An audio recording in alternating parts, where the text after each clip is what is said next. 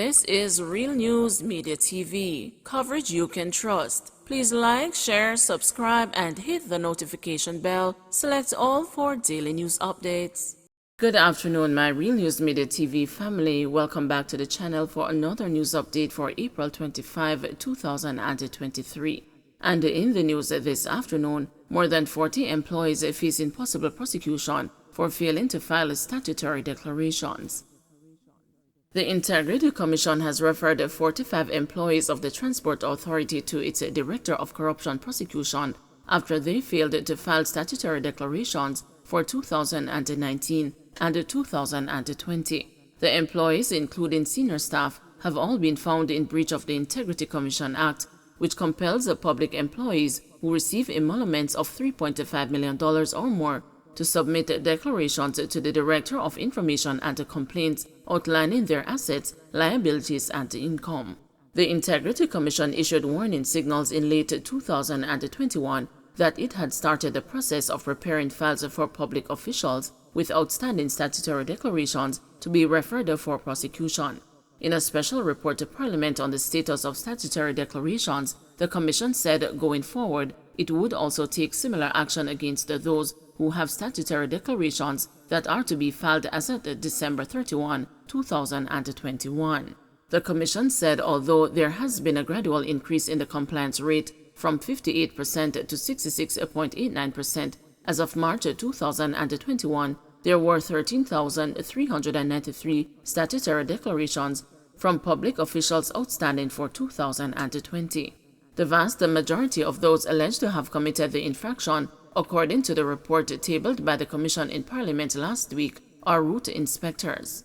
The report noted that the procedure to identify people who have not filed the statutory declarations as required begins with its Director of Information and Complaints writing the heads of all ministries, departments, and agencies to request a list of employees who are to file annually. When that list is received, it is matched against the list of those who actually filed their statutory declarations, and those who did not file are then submitted for possible prosecution. According to the Commission, the employees have provided no lawful explanation for failure to file their statutory declarations. The Commission says public entities should ensure that public officials provide annual proof that they are compliant with the Integrity Commission Act in respect of filing statutory declarations. A parliamentary joint select committee is currently undertaking a review of the Integrity Commission Act to make amendments. Abused 11-year-old girl hospitalized a third time. An investigation is currently underway into allegations that an 11-year-old girl from a South St. Andrew community is now in hospital for the third time after being abused by her mother. A source who requested anonymity shared the report with the news on Monday, saying that the matter has been reported to the police and the Center for the Investigation of Sexual Offenses and Child Abuse. Children's advocate Diane Gordon Harrison, when contacted, told the news that she was not aware of the case but would be looking into the matter. At the same time, head of the West Kingston Police Division, Senior Superintendent Michael Phipps, said while he is unaware of the specific incident, he has received reports of abuse against the children in recent times. We have been seeing situations in which parents and other relatives have been very cruel to children. Oftentimes, these situations come from tension, and we try to do our investigations, which have resulted in some prosecution and in some cases, remediation and counseling, said Phipps. Quite a number of these matters are currently before the courts, and we continue to investigate them as best as possible because we believe that parents and other relatives must be very responsible towards our children, and they should not be abusing them in the manner that we see being reported over time, added Phipps. He said the current allegations will be pursued with appropriate course of action, having been reported to the police. The news was drawn to the case after a source claimed that the child was severely beaten by her parent last Thursday and was admitted to hospital on Friday morning after the principal of the school she attends was made aware of the incident. The child got into an altercation with another child that lives in the same yard, and the mother believed that her child was wrong and gave too much a problem. She then exploded on the child, which seemed to be the norm, said the source. The source charged that this was the third time that the mother was battering the child. According to the source, the first assault took place a few years ago. At that time, the mother allegedly beat the little girl until her right thumb was broken. In the second incident, which the source claimed took place last year, the child's nose was broken. In the last two instances, nothing was done. In fear of a possibly fourth instance, and maybe death of the child, I would like it to be publicly known. I am of the opinion that when instances such as this are in the public sphere, it comes under a higher level of scrutiny, and it is not swept under the carpet or ignored, the source said. As a well-thinking Jamaican, I am not only concerned about this child in question only, but all of the nation's children. The unfortunate thing that now exists is that the child in question has a 9-year-old sibling living at the same address. If it is that this child in question was beaten so severely, I am wondering if the other child is safe, the source added. Sons want answers after dad's hit-and-run death. The scene of 84-year-old Dudley Stewart's road accident told a story. A packet of Goya large lima beans forlornly separated from the rest of the day's shopping, his brown hat, jazzed up with black trimming, had come to rest on a culvert, his crippled bicycle in a pool of water, front wheel bent, combined a paint of a vivid picture. Sadly, there was no clue that has so far led to prosecution of the individual who hit him from his bicycle on April 9.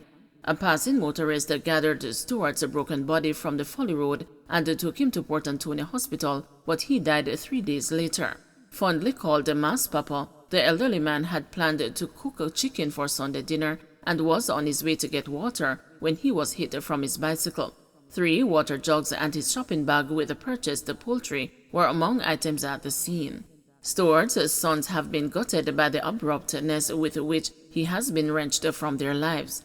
I was caught up when I was told about the accident, said Robert, his eldest, who lives in St. James. He and his brother Carlington spoke with the news outside their father's house in Anchovy, Port Antonio. A niece brought the news to Robert, and when he journeyed to Portland and saw his father in hospital, it was a lot to process. He was lying on his back, head tape up, plaster up, drip, all kind of instruments string up on him. And they said that I am not to wake him, he recalled. I looked at him and I saw him open up his eye and use his hand to move the plaster over his face. He did not see me and I left. He said he returned the next day, bright and early, and was encouraged by the fact that his father recognized him and was able to tell him he had been hit from his bicycle by a car and the driver did not stop. The doctor thought Stewart looked better than the day he came in, but he complained of pain in his head, chest, and foot. I went back Monday evening and put on clothes on him and went back Tuesday evening and talked to him. He said, "Robbie boy, pray for me because my old age here now is the hottest lick in my life that I ever get. I am feeling pain all over. Call who you can, call and come together and pray for me," Robert said. As he left, his father told him, "Be good and be careful." In response, he urged his dad to obey the medical staff's instructions. Stewart promised that he would be good because his son had asked that of him. Robert said he was back at the hospital at 3 p.m. the next day. His father's bed was empty. A doctor eventually brought the news to him that his father died at 4:30 that morning. They had tried to get him earlier but were unsuccessful, he was told, before being advised to visit the police station. According to Robert, nothing significant was accomplished during Wednesday's visit to the police station, but he left his number as required and received a phone call 2 days later. They said that they have the body and will have to get a postmortem done, and they will call me when it is to be done so that I can pick out my father. Outside of that, no police from Port Antonio has called anybody from my family or been in contact or asked any question, he told the news. His questions, he said, have been met with hostility, and the lawmen pointing out that he was not at the scene when his father was toppled from his bicycle, so he would just have to sit down and wait. It has been heard that Stewart, who rode his bicycle to and from his shop in Prospect each day, did a little farming, plus raised the rabbits and the chickens in his spare time, is gone. "My dad was active up to the time of his death," said Robert. "He takes his time and ride back with his piece of meat to come look about his and his son's dinner." Carlington, Robert's 40-year-old brother, and the second to last of Stewart's 5 children, has been left equally stunned by his father's death. "I live with Daddy, take care of him, and did all I could do until his passing. He was a loving and caring father who took care of his children, he said. According to Carlington, he was the one who first alerted the police to the traffic mishap from which his father died. He said that while he was making his report on April 9, a man who he believes is the driver of the vehicle that hit his father was also giving the police a report. The officer asked him where his car was, and he told him at a garage. He was told by the officer that it needs to be at the station.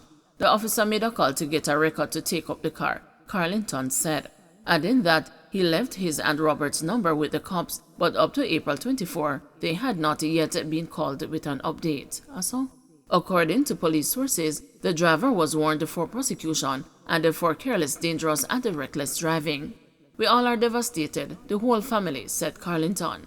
Dad was taking home some meat to look after dinner and he didn't pass Folly Road. I want justice for him, he said. Don't forget to like, share, subscribe, and hit the notification bell. Select all for daily news updates.